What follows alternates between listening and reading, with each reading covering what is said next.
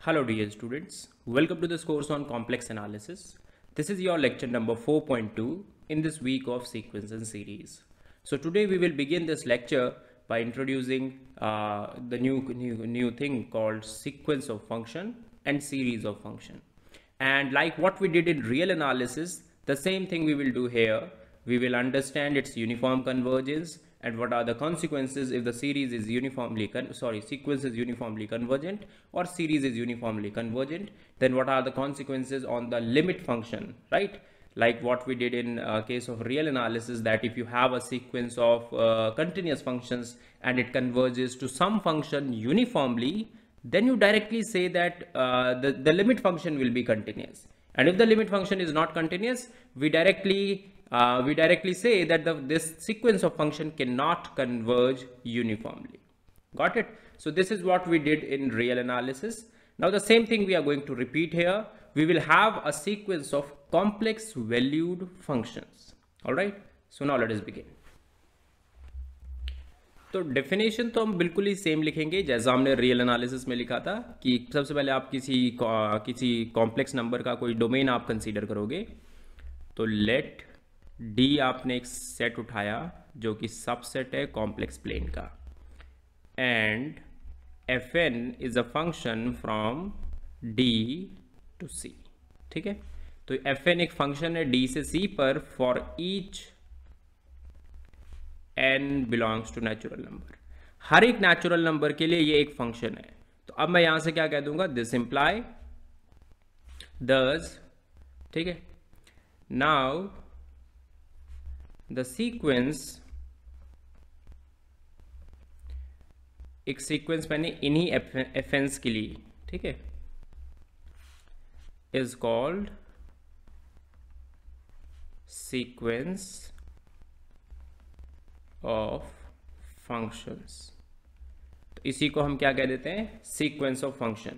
अब वही again definition use होगी कि सीसी की पॉइंट वाइज कन्वर्जेंस का यहां पर क्या मीनिंग है, एंड देन पॉइंट वाइज के बाद आपको यूनिफॉर्म कन्वर्जेंस के बारे में बात करनी है. तो लिखेंगे, तो पॉइंट वाइज कन्वर्जेंस की सिंपली डेफिनेशन लिखते हैं कि let f n such that d to c and fn n is moving from 1 to infinity is a sequence of functions. ठीक है, ये क्या है, एक सीक्वेंस है फंक्शन की. फिर लिखेंगे if for each लिखना चाहिए, given नहीं लिखना चाहिए. if for each z0 belongs to D, we see fn of z0. तो अगर आप डोमेन से आप क्या उठाओ, कोई फिक्स z0 उठाओ और तब आप fn of z0 को देखो. if for each z0 belongs to D we see this, then we see fn of z0 into 1 infinity, then it's a sequence of complex number. तो ये नंबर्स की sequence बन जाती है. अगर आपने कोई z0 इसके अंदर रख लोगे तो ये नंबर्स की सीक्वेंस है, और नंबर्स की सीक्वेंस के कन्वर्जेंस के बारे में तो आप जानते हो. ठीक है, सो लेट एफ z0 जो है इसकी वैल्यू है limit n goes to infinity f n of z0. यहां पर क्या लिखेंगे कि ये फॉर हर एक z के लिए ऐसा हो रहा है, for each z0 belonging to D, then we say fz, ठीक है, fz as the limit function of fn. तो इसको हम क्या कहेंगे, लिमिट फंक्शन कहेंगे. And the sequence fn, the sequence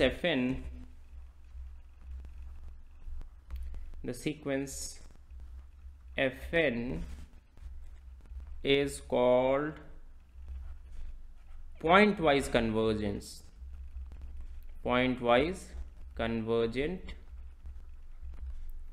if such f exist for each z belongs to D। तो अगर हर एक z के लिए डोमेन से ये एग्जिस्ट कर जाए, मतलब ये कन्वर्ज कर जाए, देन आप कह दोगे कि आपकी सीक्वेंस क्या है, पॉइंट वाइज कन्वर्जेंट है, राइट। ये बेसिक सी बात है, हमने एनालिसिस में बहुत अच्छे से समझी है, सेम टू सेम डेफिनेशन है, बस यहाँ पर फंक्शन कॉम्प्लेक्स वैल्यूड हो गया है और कुछ भी फर्क नहीं है। अब देखो, अब हमें बात करनी है यूनिफॉर्म कन्वर्जेंस के बारे में। तो यूनिफॉर्म कन्वर्जेंस को मैं इस तरीके से यहाँ पर भी डिफाइन करूंगा, जैसे सेम टू सेम वैसे रियल एनालिसिस में भी हम कर चुके हैं ये चीज़ डिफाइन। तो हमने वहाँ पर क्या बोला था, देखो आपके पास ये जो सीक्वेंस है ये कन्वर्ज कर रही है एफ ऑफ जेड नॉट पर, है ना, when an is going towards infinity. That means अगर आप मुझे कोई एप्सिलॉन गिवन दो तो मुझे एक नेचुरल नंबर मिलेगा सच दैट इन दोनों के बीच का जो गैप है, that will be less than epsilon for all n greater than that number n not. अब अगर मैं z को चेंज कर दूं, जैसे यहां पर z नॉट लिखा हुआ है, मैंने z1 ले लिया, तो क्या z1 के लिए भी उसी नेचुरल नंबर n नॉट से काम बन जाएगा, है ना। जैसे आपने कोई एप्सिलॉन दिया तो क्या उसी नेचुरल नंबर n नॉट से z1 के लिए काम बन जाएगा? तो ऐसा जरूरी नहीं है कि हमेशा ट्रू हो। अगर आप अपने इनपुट को वेरी करोगे तो हो सकता है आपका n भी वेरी करे, है ना। ऐसा जरूरी नहीं है कि उसी के ऊपर n जो है इंडिपेंडेंट हो इस z के। तो मीनिंग ये है कि जब आप इस पर epsilon delta definition of convergence लगाओगे तो आपके पास क्या आएगा कि given epsilon greater than 0 there is a natural number such that fn of z not minus f z not is less than epsilon for all n greater than n not. Now मैंने z1 लिया तो मुझे दूसरा natural number मिलेगा n1 such that fn of z1 minus f of z1 is less than epsilon for all n greater then n1। And इसी तरीके से अगर मैं बात करते चलूंगा आगे को, तो मेरे पास क्या हो जाएगा, हर एक z के कॉरस्पॉन्डिंग एक डिफरेंट नेचुरल नंबर मिल रहा है। अगर ऐसा हो रहा है कि आपको यूनिक नहीं मिल पा रहा है ना, कोशिश आपने करी ढूंढने की कि यूनिक मुझे मिल जाए सच दैट वो सभी z के लिए वर्क कर जाए, तो हम कहेंगे कि सीरीज क्या है, नॉट यूनिफॉर्मली कन्वर्जेंट है।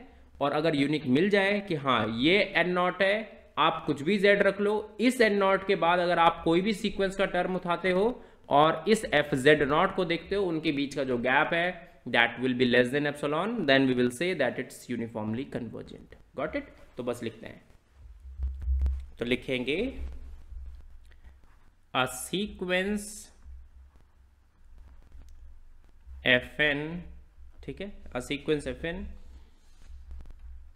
is said to converge uniformly, ठीक है, यूनिफॉर्मली टू f, कोई फंक्शन होगा f, उसकी मैं बात कर रहा हूं, ऑन अ सेट s, क्या लिखा मैंने कि a sequence fn is said to converge uniformly to f on a set S if क्या हो, ऐसा नहीं लिखना चाहिए, यहां पर लिखना चाहिए for given epsilon greater than 0 there exists n not belongs to natural number such that fn of z minus, नहीं सच दैट ऐसा नहीं लिखना चाहिए, सच दैट लिखना चाहिए, इसको पहले फॉर ऑल यहां पर यूज करते हैं। सच दैट फॉर ऑल, कोई भी एलिमेंट आप अपनी डोमेन से लो, वी हैव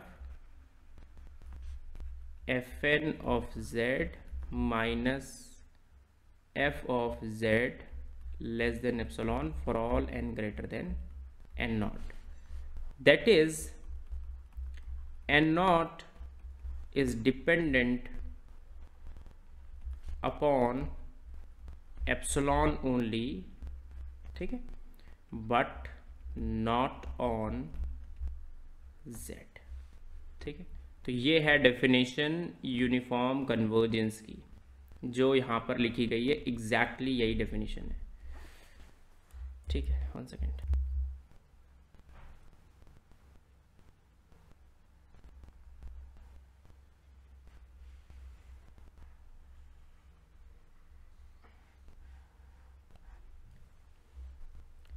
ठीक है, तो हाईलाइट हो चुका है ये। अब हम क्या करते हैं, आगे मूव करते हैं। अब मैं एक नोटेशन इसके लिए लिखूंगा कि Fn जो है, F पर डबल एरो मैंने बनाया है, तो मैं कहूंगा कि अगर मैंने डबल एरो बनाया दैट मीन्स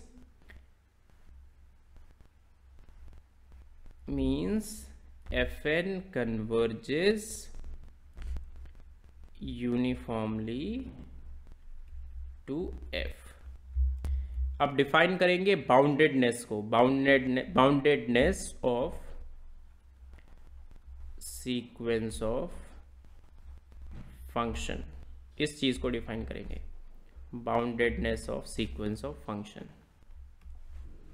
तो लिखेंगे कि a sequence Fn is uniformly, ठीक है, a sequence Fn is uniformly bounded on S, इसको हाईलाइट में कर रहा हूं, ठीक है। A sequence Fn is uniformly bounded on S, वैसे मुझे बाउंडेडनेस नहीं लिखना चाहिए इसका नाम मुझे यूनिफॉर्मली बाउंड लिखना, यूनिफॉर्म, इसका नाम चेंज करते हैं,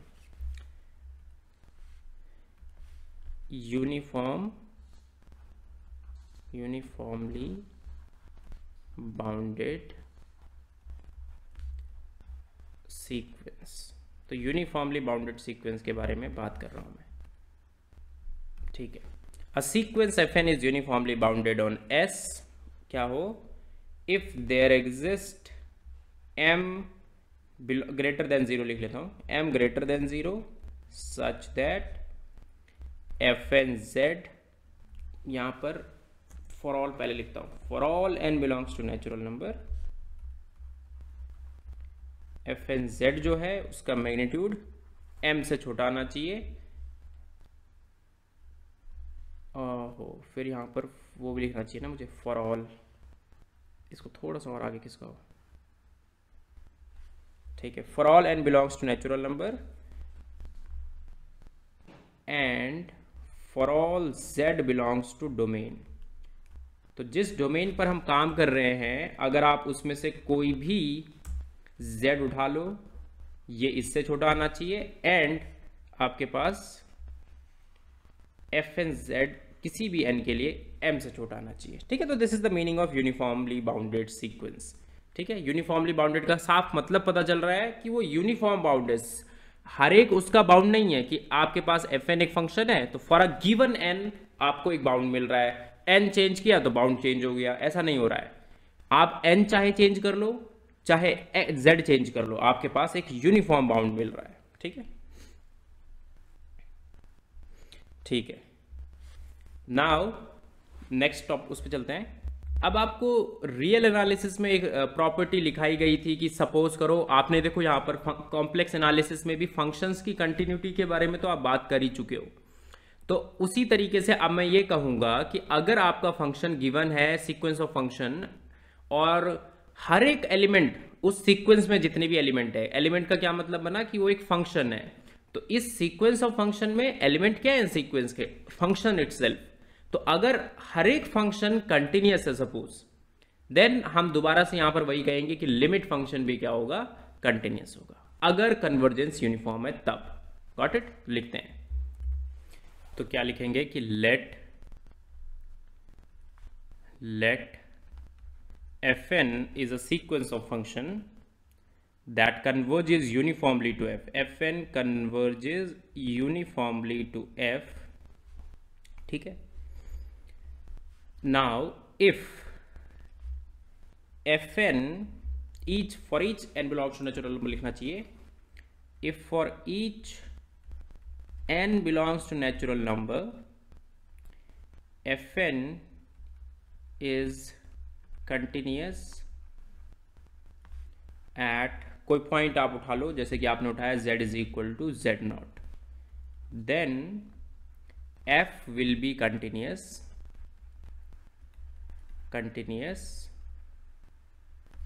eight z is equal to z not. बात समझ आ गई? Got it? ठीक है, तो ये है हमारी थ्योरम। बहुत ही इजीली इसको प्रूफ भी किया जा सकता है, तो प्रूफ एक बार देख लेते हैं कैसे होगा। तो प्रूफ सिंपल सा है कि सपोज, देखो सबसे पहले तो इस तरीके से आप समझ लो कि दो केसेस हमारे यहाँ पर बन सकते हैं कि हो सकता है कि पॉइंट जो है जेड पॉइंट है वो आइसोलेटेड हो। तो पहले लिखते हैं, चलो ठीक है। If z not belongs to d is an isolated point. Isolated point का मतलब ये होता है कि वो लिमिट पॉइंट नहीं है, आइसोलेटेड पॉइंट ऑफ d। ठीक है, यहाँ पर डॉट बना देता हूँ एक। If z not belongs to d is an isolated point of d, then f will be continuous। क्योंकि हमें पता है कि आइसोलेटेड पॉइंट पर फंक्शन हमेशा कंटिन्यूस होता है ना। So nothing to prove. Now अब हम बात करेंगे कि अगर वो लिमिट पॉइंट है तब क्या होगा। So if z not belongs to d is a limit point of t। तो दो केसेस हैं, ठीक है। तो दूसरे केस के लिए हम काम कर रहे हैं यहाँ पर प्रॉब्लली, ठीक है। नाउ क्या होगा हमारे पास, क्योंकि एफ एन एफ पर यूनिफॉर्मली जा रहा है, तो मैं ये लिखूंगा कि since f n converges to f uniformly, तो गिवन एप्सिलॉन बाई 3 मैं यहाँ पर कंसीडर कर रहा हूँ जानबूझ के, ठीक है। सो गिवन, चलो एप्सिलॉन बाई 3 तो बाद में लिखेंगे, एप्सिलॉन लिखते हैं फिलहाल। So given epsilon greater than 0 there exist n not belongs to natural number such that क्या होगा, for all z belongs to your domain, आपके पास fn z minus fz will be less than epsilon। तो epsilon नहीं लिखूंगा, जानबूझ के epsilon by 3 लिख दूंगा, for all n greater than n not. ये है डेफिनेशन, ठीक है। नाउ सिंस fn, जो आपका fn है वो कंटिन्यूस है, ठीक है। तो एफ एन नॉट मैं फिक्स लिख रहा हूँ, ठीक है। फिक्स वाले को इसी को मैं पिक कर रहा हूँ यहाँ से। Since f n not is continuous, since f n not is continuous at z is equal to z not, then there exist a neighbourhood. तो नेबरहुड को मैंने यहाँ पर ऐसा मान लिया, and delta of z naught, there exists a neighborhood of this such that, ये मैं बस उसकी डेफिनेशन लिख रहा हूँ यहाँ पर जो आपका कंटिन्यूटी की डेफिनेशन होती है, ठीक है। तो ये n नॉट के लिए मैं वर्क कर रहा हूँ जानबूझ के। So for all z belongs to n delta z not का डेल्टा नेबरहुड। अब इसके साथ जनरली इंटरसेक्शन डोमेन का इसलिए लिया जाता है क्योंकि ज़रूरी नहीं है ना कि ये नेबरहुड पूरा का पूरा डोमेन में हो, तो हम डोमेन से बाहर ना निकल जाए इसलिए बस इंटरसेक्शन लिया हुआ है, और कोई मीनिंग नहीं है। तो हम ये कहना चाह रहे हैं कि अगर ये कंटिन्यूस है z नॉट पर, तो इसके अराउंड एक नेबरहुड मिलेगा सच दैट क्या हो, f n not of z minus f n not of z not, sorry, is less than epsilon by 3। Now मैंने क्या करा, एक कंसीडर की f z minus f c. F z minus f c को मैं क्या लिख सकता हूँ बताओ, मैंने यहाँ पर ट्रायंगल इनइक्वालिटी की हेल्प से ऐसा लिख दिया। देखो तो पहले तो इक्वली लिखना चाहिए ना, पहले इक्वल लिखते हैं। सो मैंने लिखा यहाँ पर ऐड किया f n not of z, फिर सब्ट्रैक्ट वगैरह करा, माइनस, तो मैंने ऐड कर लिया सब्ट्रैक्ट कर लिया, राइट। मेरे पास है एफ सी भी एक एडिशनली, तो मैंने z वाले को ऐड कराया, राइट। अब मैं ऐसा करता हूँ, एक उसको भी ऐड कराता हूँ, एफ एन नॉट और मैंने यहाँ पर लिखा z नॉट, फिर मैंने इसको यहाँ पर ऐड भी कराया माइनस सी। तो यहाँ पर z नॉट नहीं आएगा, यहाँ पर मैं c लिखना चाह रहा हूँ एक्चुअली। नहीं, z नॉट c जो मैं कंसीडर कर रहा हूँ वो z नॉट ही, मैं c की जगह c मैंने लिया ही नहीं है, मुझे z नॉट ही लेके चलना चाहिए। 1 सेकेंड, सी जो है उसमें अब ये ठीक है सब कुछ, f n z nought minus f n of z nought plus plus ये से कैंसिल, ये से, एंड देन ठीक है, तो सब कुछ सही है। Now f z minus f of z nought, this will be less than f z minus f n not of z plus f n not of z minus f n of z nought plus f n not of z minus f of z nought. ठीक है, अब आप देखो, आपने यहाँ पर कहा है कि ये किससे छोटा है, यहाँ पर जेड नॉट नहीं आएगा, यहाँ पर जेड आएगा, कंटिन्यूटी का यूज़ कर रहा हूँ। ठीक है, यहाँ पर लिखूँगा यूजिंग कंटिन्यूटी। ठीक है, तो देखो ये जो मैंने लिखा है ये एग्जैक्टली यहाँ पर अप्लाई हो रहा है, कंटिन्यूटी है ना। ये जो मैंने लिखा है ये क्या हो रहा है, ये इस पर कन्वर्ज कर रहा था, और ये वाला क्या है जिसे यहाँ पर लिखा है मैंने, तो ये किस चीज़ का हो रहा है, ये continuity of f n nought का यहाँ पर यूज़ करूँगा, और यहाँ पर क्या यूज़ करूँगा, यूनिफॉर्म कन्वर्जेंस को, यहाँ पर भी कंटिन्यूटी यूज़ करूँगा। तो finally epsilon by 3 and finally this will be less than epsilon. ठीक है, तो इस तरीके से हमने एफ जेड और एफ जेड नॉट के बीच का जो गैप है लेस देन एप्सिलॉन रखा in this neighbourhood, so that's why your function is a continuous function. ठीक है, तो ये याद रखना है आपको थ्योरम। सो थ्योरम इस तरीके से मैंने यहाँ पर नोट डाउन कर ली, गॉट इट। अब एक एग्जांपल हम लिख रहे हैं यहाँ पर, तो जैसे कि मैंने फंक्शन लिया f n z is equal to mod of z to the power N.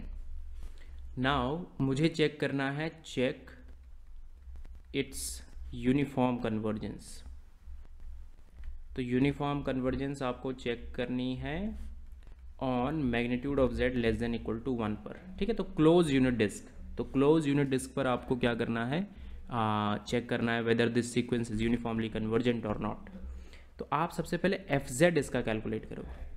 आपको पता है कि एफ जेड जो है वो 0 के इक्वल आएगा if magnitude of Z is less than 1। अगर z से छोटा आप कोई भी नंबर लोगे जिसका मैग्नीट्यूड z से 1 से छोटा है, तो ये सबसे पहले आप देख लो, ये रियल वैल्यूड फंक्शन है, तो दैट मीन्स उसकी पावर इन्फिनिटी करने से 0 मिलेगा। और अगर आपने 1 के इक्वल लिया तो यहाँ पर 1 आ जाएगा, which is a discontinuous function.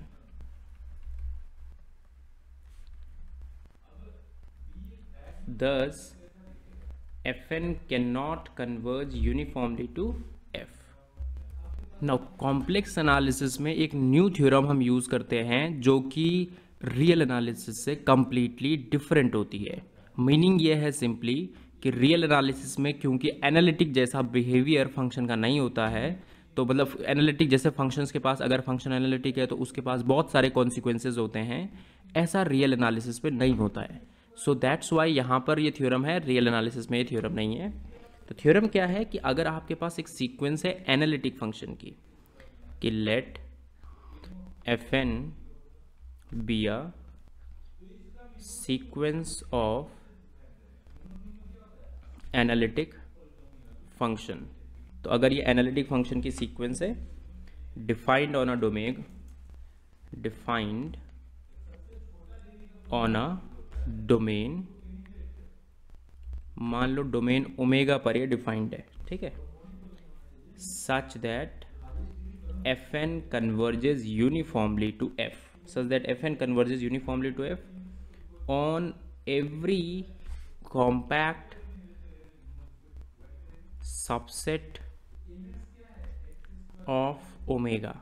Omega के अंदर जितने भी कॉम्पैक्ट सबसेट है, अगर उस पर ऐसा हो जाए कि आपका फंक्शन यूनिफॉर्मली कन्वर्ज कर रहा है f पर, तो मैं ऐसा कहूँगा कि then f is analytic in omega.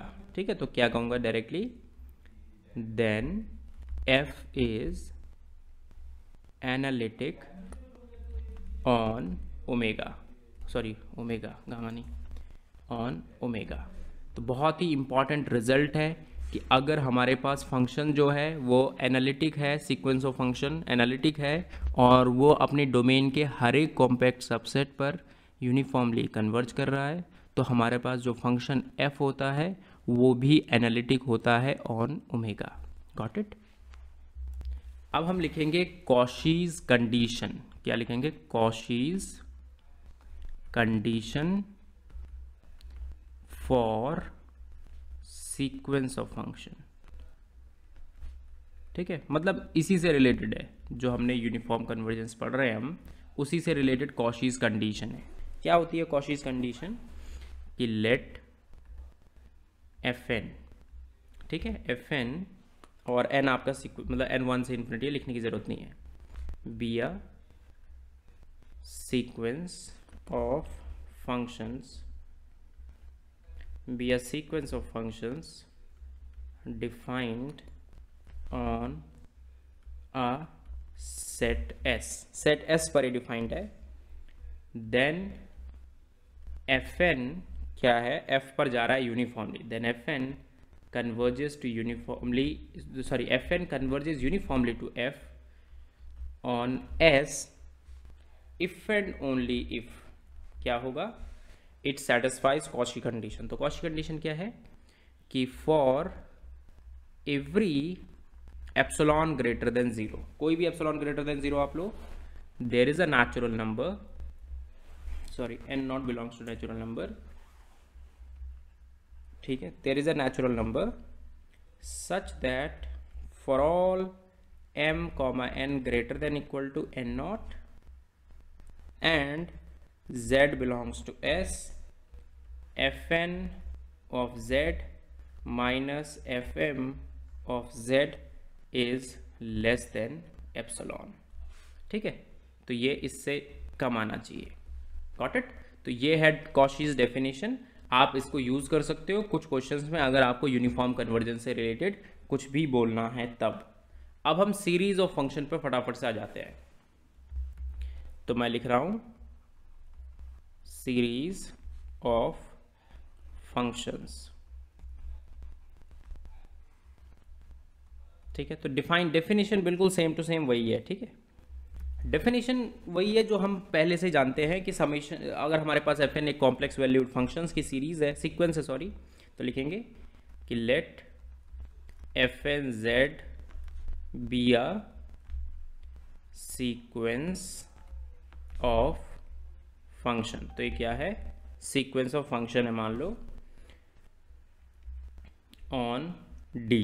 तो डी कोई सेट है, सबसेट सी का, जिसके ऊपर ये सीक्वेंस ऑफ फंक्शन है। Then summation f n z n moving from 1 to infinity, इसको हम क्या कहते हैं? Is called series of function. Series of, it is called series of function, it is called series of function on D। ठीक है, तो D के ऊपर ये भी डिफाइन जो होगा वो D के ऊपर ही होगा डिफाइन। ठीक है, अब इसका सीक्वेंस ऑफ पार्शियल सम क्या लेंगे आप? ठीक है, यहां पर एक नोट के रूप में इसे लिखता हूं। सो नोट के रूप में हम लिखेंगे, नोट ये है कि हाँ, यहां पर अब लिखते हैं, तो नोट सिंपली ये है कि we say summation fn z n moving from 1 to infinity, we say this converges for each z belongs to domain। तो हम ये कहेंगे कि ये जो पोर्शन है, ये जो सीरीज है, ये हर एक z के लिए कन्वर्ज कर रही है। This is if and only if its sequence of partial sum, if and only if Sn z, which is given by k moving from 1 to n f k z, ठीक है, converges for each z belongs to S। तो अगर हर एक z के लिए जो आपने S से लिया है उसके लिए आपकी ये सीक्वेंस, क्योंकि सीक्वेंस ऑफ फंक्शन कन्वर्ज करती है, कन्वर्ज का मतलब यहां पर पॉइंट वाइज कन्वर्जेंस से है। तो पॉइंट वाइज कन्वर्जेंस का मीनिंग आपको पता है सीक्वेंसेस के लिए। अब मैंने सीरीज का जो पॉइंट वाइज कन्वर्जेंस है वो इसी पर डिफाइन कर दिया कि अगर sequence of partial sum converge कर रहा है तो आपका सीरीज भी कन्वर्ज कर जाएगा। Got it. अब मैं यहाँ पर क्या कर लेता हूँ, ratio test and root test लिख लेता हूँ सीरीज ऑफ फंक्शन के लिए। ठीक है, तो वो पॉइंट वाइज कन्वर्जेंस के लिए है ये, तो मैं यहाँ पे लिखूंगा ratio and root test for point wise convergence. Point wise convergence मतलब यूनिफॉर्म कन्वर्जेंस के लिए ये नहीं है टेस्ट, ये जस्ट आपको बताएंगे पॉइंट वाइज कन्वर्जेंस कि पॉइंट वाइज कन्वर्जेंस है या नहीं है। ठीक है, तो पहला है कि जैसे आप इस तरीके से समझ लो कि आपने limit n goes to infinity fn plus 1 of z calculate किया ओवर fn z कैलकुलेट किया। अगर इसका आंसर कुछ rz आ रहा है, ठीक है, और दूसरा उसके लिए लिखता हूँ, पहले इसके लिए लिख लेते हैं। चलो, तो 3 केसेस बनेंगे। अगर आपके पास rz जो है वो लेस देन 1 है मान लो, या फिर rz की जो वैल्यू है वो ग्रेटर देन 1 है, ठीक है, या फिर rz की जो वैल्यू है वो इक्वल टू 1 है। तो लेस देन 1 पर हमें साफ साफ पता है कि क्या होने वाला है, कन्वर्जेंस एब्सोल्यूट होने वाली है। ठीक है, सो एब्सोल्यूट कन्वर्जेंस, जो आपकी सीरीज है उसकी कन्वर्जेंस एब्सोल्यूट हो जाएगी, एब्सोल्यूट कन्वर्जेंस। यहाँ पर डाइवर्जेंस आपकी आ जाएगी। ठीक है, डाइवर्जेंस और नो रिजल्ट, टेस्ट यहाँ पर क्या हो जाता है, फेल हो जाता है, सो नो रिजल्ट। बस इस तरीके से हम यहाँ पर क्या कर लेते हैं, रेशियो टेस्ट को डिफाइन कर लेते हैं। एंड सिमिलरली यहाँ पर रेशियो टेस्ट मतलब कि जैसे इसके लिए हमने ये काम किया, यहाँ पर रेशियो टेस्ट के लिए भी लिख लेते हैं। तो हमने मान लिया कि limit n goes to infinity magnitude of f n Z to the power 1/n। ठीक है, नाउ इसका आप आंसर मान लो कि इसका आंसर pz है। ठीक है, तो 3 हिस्सों में डिवाइड करते हैं इसको भी वापस से। तो लिखेंगे if magnitude of this pz is less than 1, if magnitude of pz is bigger than 1, if magnitude of pz is equal to 1। तो 3 केसेस हमने बनाए। तो पहला केस यहाँ पर क्या होगा, एब्सोल्यूट कन्वर्जेंस हो जाएगा कि आपका जो कन्वर्जेंस है वो एब्सोल्यूट है। दूसरा केस डाइवर्जेंस, और तीसरा नो रिजल्ट। ठीक है, तो ये हमने 2 टेस्ट लिख लिए हैं। They are related with point wise convergence of the series, क्योंकि सीरीज का यूनिफॉर्म कन्वर्जेंस डिफरेंटली हम चेक करेंगे, यहाँ पर ये पॉइंट वाइज कन्वर्जेंस के बारे में बात हो रही है। अब हम क्या करेंगे, यूनिफॉर्म कन्वर्जेंस पढ़ेंगे सीरीज से रिलेटेड। ठीक है, तो सीरीज के लिए हम क्या बोलेंगे, सिंपली वही कि सीक्वेंस ऑफ पार्शियल सम अगर यूनिफॉर्मली कन्वर्जेंट है तो आपका सीरीज जो है पार्शियल सम सीरीज जो है सीक्वेंस ऑफ फंक्शन का वो भी यूनिफॉर्मली कन्वर्जेंट हो जाएगा। ठीक है, तो यहाँ पर लिखेंगे a series of function is said to be uniformly convergent। तो यूनिफॉर्मली कन्वर्जेंट में कहूँगा इफ क्या हो, the corresponding sequence of partial sum is uniformly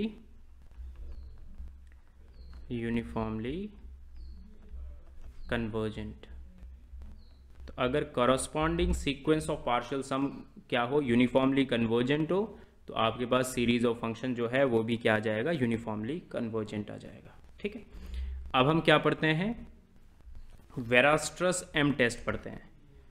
वेरास्ट्रस M test क्या पढ़ना है हमें इसमें, जैसा कि रियल एनालिसिस में आपने ये पढ़ा हुआ है। तो देखो क्या कंसीडर करेंगे कि late mn n is equal to 1 to infinity be a sequence of, ठीक है, be a sequence of non zero real number। तो ये क्या है, एक नॉन जीरो रियल नंबर्स की सीक्वेंस है such that fn of z का जो मैग्नीट्यूड है that is less than mn for n belongs to natural number। तो हर एक n के लिए क्या होना चाहिए, एफ एन जेड का magnitude less than m n होना चाहिए। तो क्या लिखेंगे, the series summation f and z n moving from 1 to infinity converges, it converges uniformly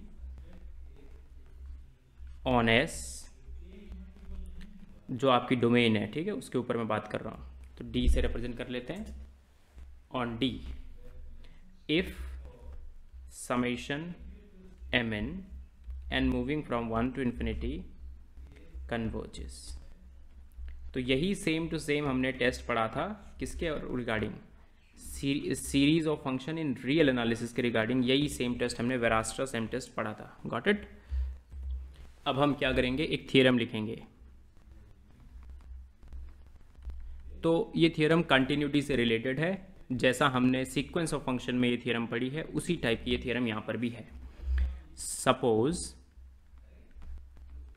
आपके पास समेशन एफ एन जेड जो है, n is moving from 1 to infinity, ये यूनिफॉर्मली कन्वर्ज करता है एफ पर, ठीक है, converges uniformly to f z. If it converges uniformly to f z on some domain D, ठीक है, फिर लिखूंगा if each f N is continuous, अगर हर एक एफ एन क्या है, कंटिन्यूस है on D, then the sum function is continuous। तो sum function भी क्या हो जाता है ऐसे केसेस में, continuous बन जाता है। Got it? तो अगर हर एक n के लिए एफ एन जेड एक कंटिन्यूस फंक्शन है तो सम फंक्शन भी क्या हो जाएगा, कंटिन्यूस हो जाएगा। ऑल राइट, सम फंक्शन का मतलब है एफ जेड, तो सम फंक्शन को यहाँ पर ऐसा लिख लेता हूँ, some function F Z is continuous। all right, ठीक है।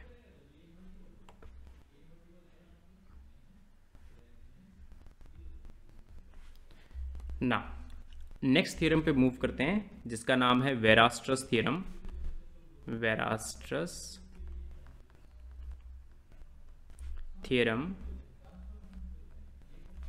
For series of function. तो क्या है ये थ्योरम, बहुत ही इंपॉर्टेंट रिजल्ट ये है, इसको पढ़ते हैं। तो देखो क्या है थ्योरम, सपोज दैट आपके पास क्या है, पहली चीज summation f n z n moving from 1 to infinity, ठीक है, कन्वर्जेस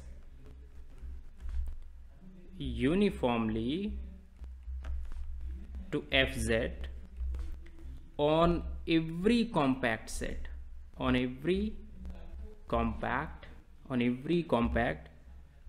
subset, ठीक है, of a domain।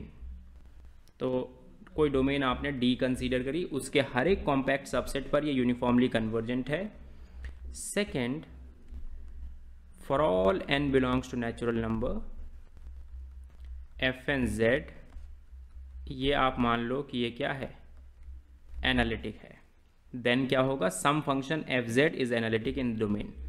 So first plus 2 अगर हो रहा है, this will imply F Z is analytic on domain D. तो डोमेन डी पर एफ जेड क्या है, एक एनालिटिक फंक्शन है, ठीक है। तो फर्स्ट कंडीशन है कि आपकी सीरीज ऑफ फंक्शन को यूनिफॉर्मली कन्वर्ज करना चाहिए एफ जेड पर, और मतलब कन्वर्जेंट यूनिफॉर्म होनी चाहिए on every compact subset of domain D. और अगर हर एक जेड के लिए एफ एन जेड एक एनालिटिक है, ब्रैकेट नहीं लगाना चाहिए मुझे इसे, यहाँ पर इसको हटाता हूँ यहाँ से ब्रैकेट को। तो अगर आपका एफ एन जेड एनालिटिक है, देन फर्स्ट प्लस 2 अगर हो रहा है, दोनों के दोनों सेटिस्फाई हो रहे हैं, देन ये चीज़ होगी जो मैंने सामने लिखी है, ठीक है। अब हम क्या करेंगे, जैसे कि आपने सीरीज़ के बारे में पढ़ लिया कि यूनिफॉर्म कन्वर्जेंस है, और सीक्वेंस के बारे में पढ़ लिया कि यूनिफॉर्म कन्वर्जेंस है, तो जैसा रियल एनालिसिस में आपने पढ़ा था, रियल एनालिसिस में इसके बाद आपको पावर सीरीज बताया गया था, क्योंकि power series are special kind of series of function and they satisfy some of the most important result, है ना। तो पावर सीरीज क्या है तो सीरीज ऑफ फंक्शन ही, बट वो स्पेशल काइंड की सीरीज ऑफ फंक्शन है जिसमें कुछ स्पेसिफिक रिजल्ट्स फॉलो होते हैं। तो अब हम उसको पढ़ेंगे। ऑलराइट, तो बिगिन करते हैं सीरीज ऑफ फंक्शन को। तो मैं लिखूंगा पावर सीरीज, पावर सीरीज। तो क्या पढ़ना है हमें पावर सीरीज में? तो सपोज करो कि एक कॉम्प्लेक्स नंबर की सीक्वेंस है, तो लिखेंगे कि let a n be a sequence of complex numbers, ये नंबर्स की सीक्वेंस है, be a sequence of complex numbers. तो ये कॉम्प्लेक्स नंबर्स की क्या है, एक सीक्वेंस है। देन द सीरीज, तो सीरीज जो होगी कौन सी वाली, summation a N z minus z nought to the power n, n moving from 1 to infinity, ये जो चीज़ है is called power series, is called power series. तो इसको हम क्या कह देते हैं, power series about the point z is equal to z nought. तो ये जेड नॉट उसके अराउंड ये क्या है, पावर सीरीज है, ठीक है।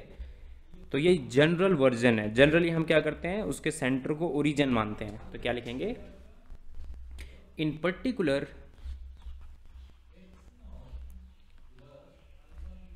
We consider summation a N Z to the power n. Generally इसके ऊपर हम वर्क करते हैं। तो अगर आप इसके ऊपर वर्क करना जानते हो तो इसके ऊपर भी वर्क करना हम जान लेते हैं, क्योंकि इसी में z की जगह अगर z माइनस जेड नॉट रख दो तो वापस वो आ जाएगी। तो इसके ऊपर वर्क करना इजी है, इसलिए इसी के ऊपर हम वर्क करते हैं, ठीक है। तो क्या लिखेंगे, without loss of generality, without loss of generality, we work on summation a n z to the power n instead of summation a n z minus z naught to the power n। तो हम इसके ऊपर work करते हैं instead of this, हम summation a N z minus z nought to the power n की जगह इसके ऊपर वर्क करते हैं, क्योंकि इसके ऊपर वर्क करना थोड़ा सा ईजी है, ठीक है। एंड बाद में आप z की जगह z माइनस जेड नॉट रख दोगे तो वो वापस वही आ जाएगा, तो हमें कोई प्रॉब्लम नहीं आएगी, ठीक है। अब हम डिफाइन करते हैं, डिफाइन करते हैं रेडियस ऑफ कन्वर्जेंस को। सो रेडियस ऑफ कन्वर्जेंस, तो क्या है रेडियस ऑफ कन्वर्जेंस का मीनिंग, जैसा रियल एनालिसिस में था एग्जैक्टली वैसा ही यहाँ पर है, ठीक है। सो लिखेंगे कि 1/r गिवन बाय लिमसुप, और an जो आपका था उसके लिए मैं कर रहा हूँ, ठीक है, an to the power 1/n। क्योंकि ये रियल सीक्वेंस है इसलिए मैंने यहाँ पर लिमसुप लिखा है। आप जानते हो कि लिमसुप हमेशा एग्जिस्ट करता है, इट एग्जिस्ट एवरी ऑलवेज, ठीक है। Is called Hadamard formula, Hadamard formula, and r is known as radius of convergence।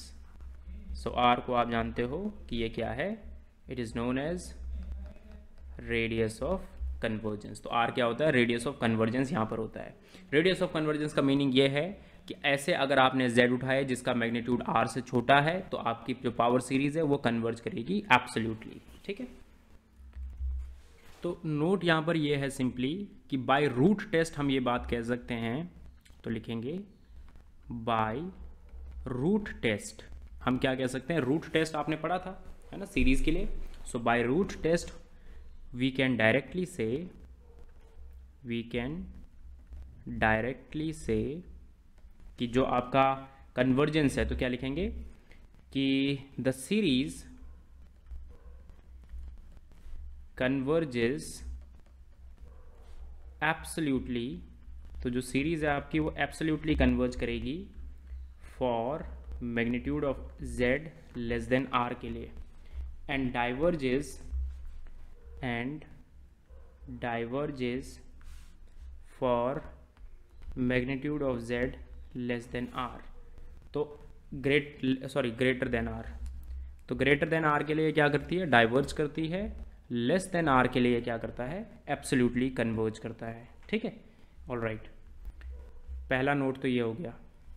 Now एक और नोट हम लिख लेते हैं रेडियस ऑफ कन्वर्जेंस से रिलेटेड, कि 1/r को डिफाइन इस तरीके से भी हम कर सकते हैं कि limit an+1 over an if it exist, है ना। तो लिमिट लिख रहे हैं तो हम तभी इसको मानेंगे जब ये एग्जिस्ट करेगी। गॉट इट, ठीक है। अब मैं इसके ऊपर प्रॉब्लम्स नहीं करवा रहा हूँ, क्योंकि प्रॉब्लम्स जो है हमने रियल एनालिसिस में बहुत सारी की हुई हैं पावर सीरीज़ के ऊपर, है ना। अराउंड 15 to 20 प्रॉब्लम, 15 के आसपास प्रॉब्लम थी मेरे हिसाब से। तो अब प्रॉब्लम करने की नीड नहीं है, डायरेक्टली हम इसके ऊपर जो रिजल्ट्स हैं वो पढ़ लेते हैं और बस फिर हमारा वो काम फिनिश हो जाएगा। तो हम पढ़ेंगे यूनिफॉर्म कन्वर्जेंस को। So uniform convergence of power series. तो uniform convergence of power series, इस बात का क्या मीनिंग है? तो मीनिंग तो वैसे ही है जैसे सीरीज ऑफ फंक्शन का है, बट यहाँ पर हमें थ्योरम पढ़नी है। तो एज अ थ्योरम मैं यहाँ पर एक रिजल्ट लिख रहा हूँ जो कि डील करेगा uniform convergence of power series से। ठीक है, तो लिखेंगे कि इफ Z1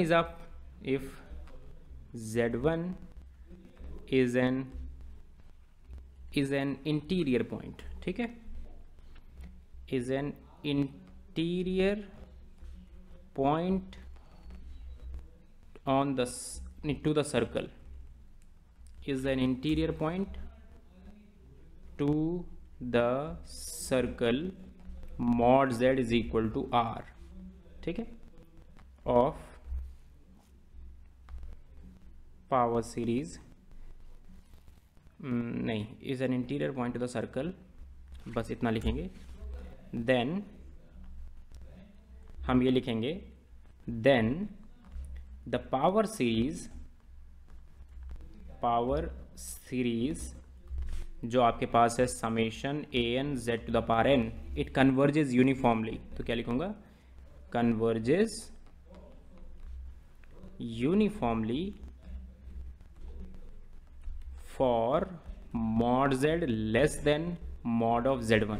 तो आप z1 कोई भी इंटीरियर पॉइंट इस सर्कल के अंदर से उठाओ, तो आपके पास कोई भी z जो होगा इसके मैग्नीट्यूड से जिसका मैग्नीट्यूड कम होगा, उस पर ये क्या करेगा, यूनिफॉर्मली कन्वर्ज करेगा। Got it. अब हमें एक रिजल्ट पढ़ना है टर्म बाय टर्म इंटीग्रेशन से रिलेटेड। तो यहाँ पर हेडिंग डालूंगा मैं, term by term integration of power series. तो पावर सीरीज के टर्म बाय टर्म इंटीग्रेशन का क्या यहाँ पर मीनिंग है वो मैं आपको समझाऊंगा, और ये रिजल्ट रियल एनालिसिस में भी होल्ड करेगा। ठीक है, टर्म बाय टर्म इंटीग्रेशन जैसा यहाँ पर कॉम्प्लेक्स एनालिसिस में कर रहे हैं उसी टाइप से हम रियल में भी कह सकते हैं। तो क्या लिखेंगे कि लेट गामा डिनोट्स, नहीं थ्योरम लिखनी चाहिए, एज अ थ्योरम मुझे लिखना चाहिए इस रिजल्ट को। तो देखो थ्योरम, तो क्या है थ्योरम कि let gamma denotes the contour, ठीक है, in interior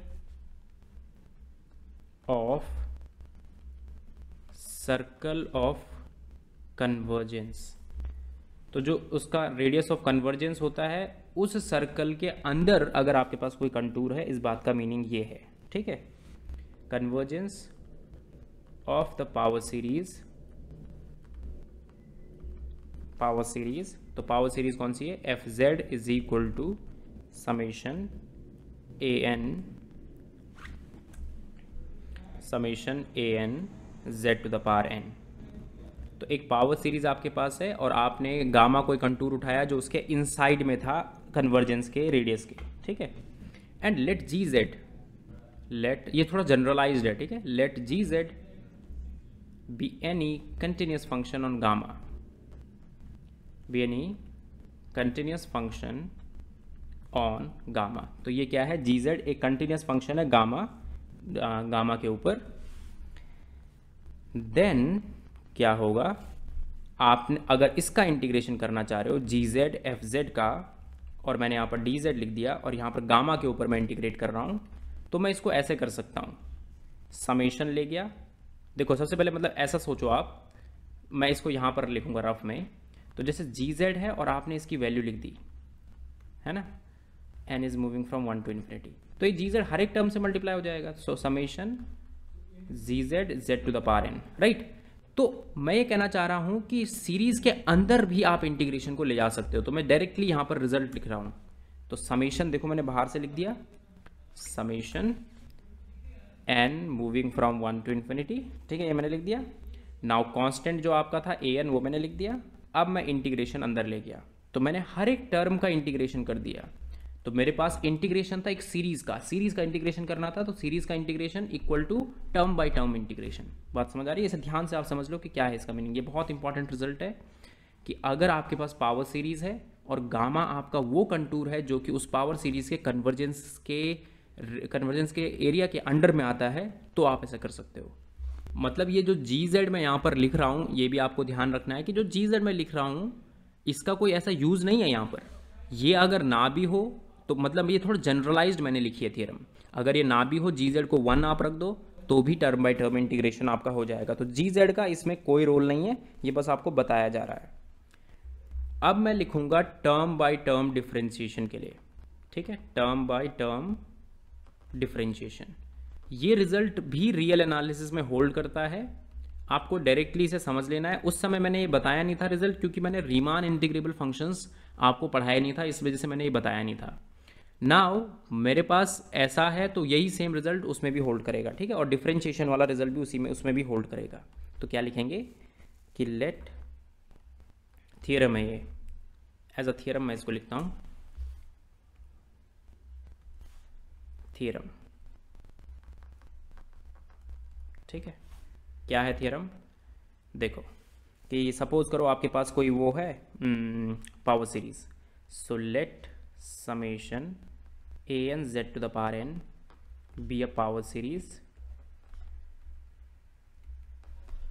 with radius of convergence. तो रेडियस ऑफ कन्वर्जेंस जो इस पावर सीरीज की है वो कितनी है, आर, ठीक है। तो आर रेडियस ऑफ कन्वर्जेंस है। देन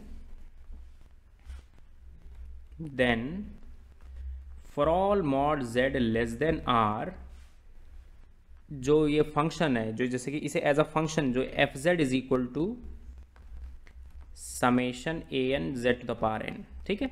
तो अगर आप अपने रेडियस ऑफ कन्वर्जेंस से छोटे मैग्नीट्यूड वाले जेड को उठाते हो और उस पर जो ये फंक्शन निकल रहा है, तो मैं कहूँगा कि ये फंक्शन जो होता है इज एनालिटिक। तो ये फंक्शन क्या होता है, एनालिटिक। ऑल्सो आपके पास अगर आप इसका डेरिवेटिव करते हो तो आपके पास summation N A N Z to the power N minus 1 आ जाएगा। मीनिंग ये है कि आप टर्म बाय टर्म डिफरेंशिएशन कर सकते हो।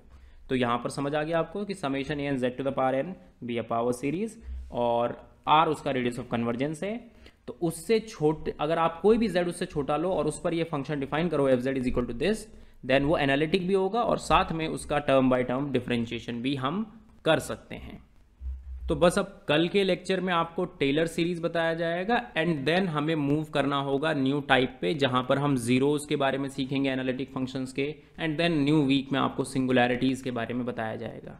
Alright, so thank you.